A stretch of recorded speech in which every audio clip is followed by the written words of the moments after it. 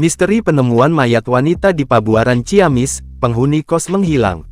Jasad perempuan ditemukan di sebuah kosan di lingkungan Pabuaran, Kabupaten Ciamis, Kamis tanggal 17 April tahun 2025 malam.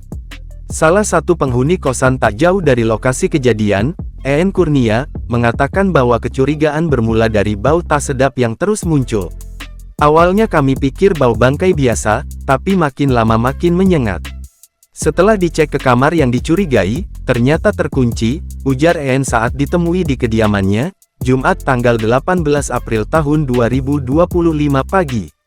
Saat pintu kamar dibuka, petugas dan warga menemukan tubuh korban. Diduga korban meninggal sudah lebih dari 1 hari. Informasi dari warga menyebutkan, kamar kos tersebut sebenarnya dihuni oleh seorang pria berusia sekitar 28 tahun, berasal dari Pasirnagara, Kecamatan Barekbek, Kabupaten Ciamis. Belum diketahui keberadaan pria tersebut saat penemuan mayat. Namun hingga kini pria tersebut tak terlihat di kos. Pria tersebut dikenal oleh En karena sering jajan di warungnya, sementara korban perempuan tidak dikenal olehnya. Yang laki-laki memang dikenal warga, sering jajan di sini. Tapi perempuan itu enggak ada yang kenal. Kemungkinan baru datang atau hanya bertamu, tambah En.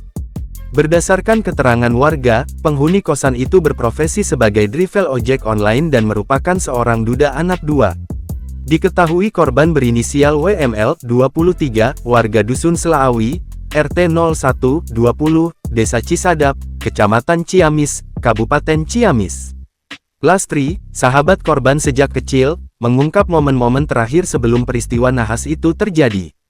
Kepada wartawan, Lastri bercerita bahwa pertemuan terakhir dengan korban terjadi pada malam Minggu. Saat itu, korban mengaku baru saja bertengkar dengan pacarnya yang diduga sebagai pelaku pembunuhan berinisial E, 28. Awalnya dia cuma niat mau main, tapi malah diblokir sama E karena sebelumnya sempat cekcok. Akhirnya dia, WML, nyamperin ke kosan pacarnya malam itu juga, ujar Lastri saat ditemui di rumah duka, Jumat tanggal 18 April tahun 2025.